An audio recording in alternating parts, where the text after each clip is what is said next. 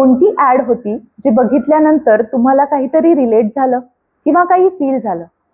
अशी कोणती ऍड होती जी बघितल्यानंतर तुम्हाला असं वाटलं की अरे ही तर माझीच स्टोरी आहे?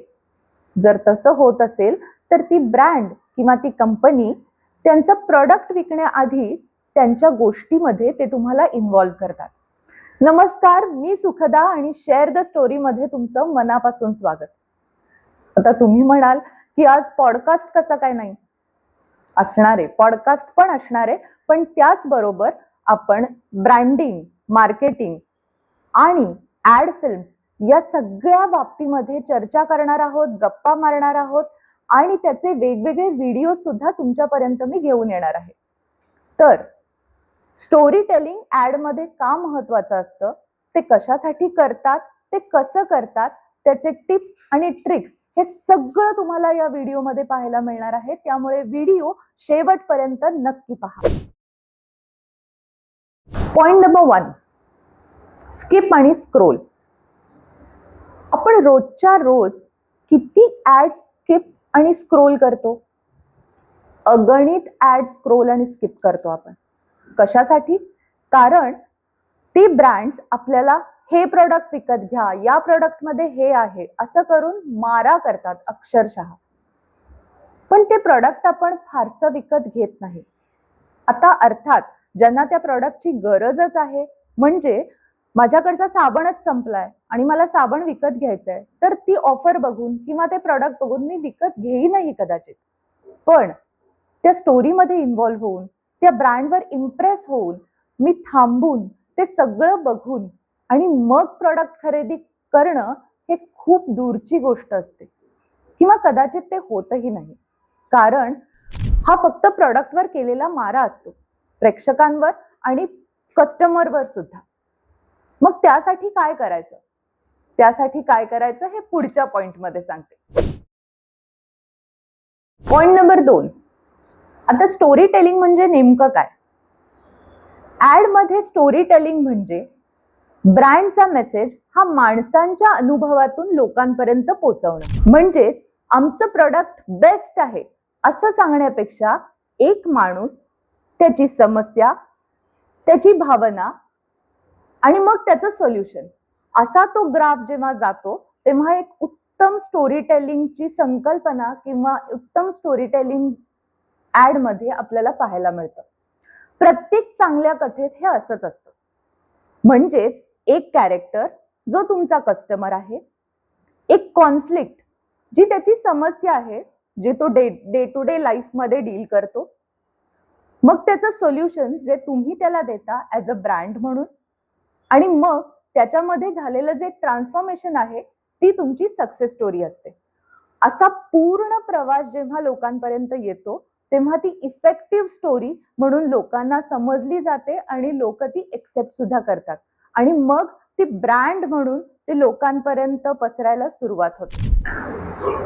गोष्टी आपल्याला हसवतात, रडवतात, इन्स्पायर करतात आणि म्हणूनच त्या आपल्याशा वाटतात आणि त्याच्यावर विश्वास बसतो आणि म्हणून आपण त्या खरेदी करतो.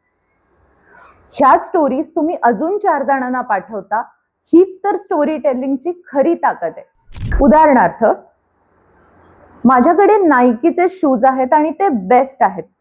हे केव्हा कळतं? जेव्हा आपण 10 जणांच्या अशा स्टोरीज ऐकतो तेव्हा. माझ्याकडे ऍपलचा फोन आहे आणि ती माझी आयडेंटिटी आहे. हे कधी कळतं? जेव्हा 15 जण आपल्या आजूबाजूला ऍपलचा फोन मिरवतात तेव्हा. आता या दोन्ही ब्रँड्सनी आपापल्या स्टोरीज खूप उत्तम प्रकारे लोकांपर्यंत पोहोचवल्यात आणि रुजवल्यात सुद्धा. आधी इमोशनल आणि मग लॉजिकल. कोणत्याही बाबतीतले फॅक्ट्स आपल्याला अपडेट करतात, पण त्यामागच्या स्टोरीज आपल्याला कनेक्ट करतात. याचं एक उत्तम उदाहरण आहे पार्लेजी बिस्किट. आपण कधी म्हणत नाही की बिस्किट खाऊया, आपण म्हणतो चहा बरोबर पार्लेजी खाऊया. आपण असं म्हणत नाही की आपल्याला पाणी घ्यायचंय, आपण म्हणतोय की आपल्याला बिस्लरी घ्यायची आहे. तर त्याच पद्धतीनं स्टॅटिस्टिक्स तुम्हाला इम्प्रेस करतात, पण स्टोरीज या भावना जागवतात. भावना कायमच आपल्याला डिसिजन देतात आणि म्हणून आपण खरेदीकडे वळतो. खरं तर याचं अजून एक उत्तम उदाहरण तुम्ही आम्ही सगळेच, आपण जेव्हा साडीच्या दुकानात जातो तेव्हा आपल्याकडे भलं मोठं वॉर्डरोब असताना सुद्धा आपण त्या दुकानातून 4 ते 5 साड्या घेऊनच येतो. कारण मग आपल्याला असं वाटतं की आपल्याकडे पैठणी नाहीये, आपल्याकडे ही साडी नाहीये, आपल्याकडे अमुक साडी नाहीये, आपल्याकडे तमुक साडी नाहीये आणि म्हणूनच आपण 4 ते 5 साड्या घेऊन घरी येतो. प्रत्येक केलेली खरेदी ही आधी इमोशनल असते आणि मग ती लॉजिकल होते. पॉइंट नंबर 4, ऍड आणि त्याचं बजेट. आता हा सगळ्यात महत्वाचा आणि नाजूक विषय.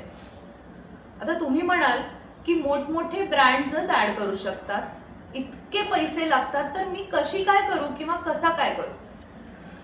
आता 2026 मध्ये आणि या एआयच्या जमान्यात आपल्याकडे इतके सारे प्लॅटफॉर्म्स आहेत आणि एखादी कंपनी म्हणून किंवा एखादा ब्रँड म्हणून तुम्ही एखादा कॉन्टेंट क्रिएटर तर हायर करूच शकता किंवा खूप जणांकडे कॉन्टेंट क्रिएटर असतो सुद्धा. पण त्याच्यावर दाखवणार काय हा जेव्हा तुम्हाला प्रश्न पडतो तेव्हा तुमच्याकडे अनुभवाची शिदोरी पाहिजे. आता तुमची गोष्ट लोकांपर्यंत पोहोचवायची आहे, तर मग या 4 मुद्द्यांवर तुम्ही नक्की विचार करा.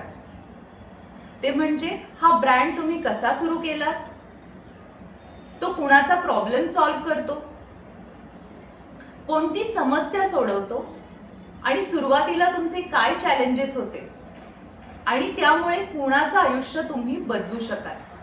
या 4 मुद्द्यांवर जर तुम्ही विचार केला तर तुम्हाला तुमची गोष्ट नक्की सापडेल आणि ती लोकांपर्यंत नक्की पोहोचेल आणि मग तुम्ही तुमचा ब्रँड लोकांपर्यंत पोहोचवण्यासाठी पूर्ण सज्ज असाल आणि तो पोहोचेल सुद्धा, कारण तुमच्याकडे आता खूप स्ट्रॉंग अशी स्टोरी आहे. आता पुढच्या वेळी जेव्हा तुम्ही ऍड करत असाल तेव्हा हे विचारू नका किंवा हे सांगू नका, हे बघा मी हे विकतीये, हे नका सांगू. त्यापेक्षा असं सांगा की ही बघा, ही माझी स्टोरी आहे आणि त्याचा असा फरक पडतो, तुम्हीही वापरा म्हणजे तुम्हालाही नक्की फरक पडेल. असं जेव्हा तुम्ही सांगता तेव्हा तो प्रॉडक्ट किंवा तो ब्रँड लोकांपर्यंत जास्तीत जास्त लवकर पोहोचतो, ही खात्री बाळगा.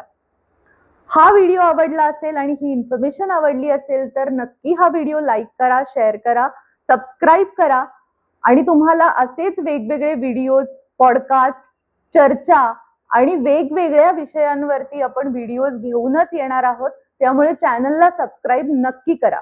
कारण share the story because every story matters.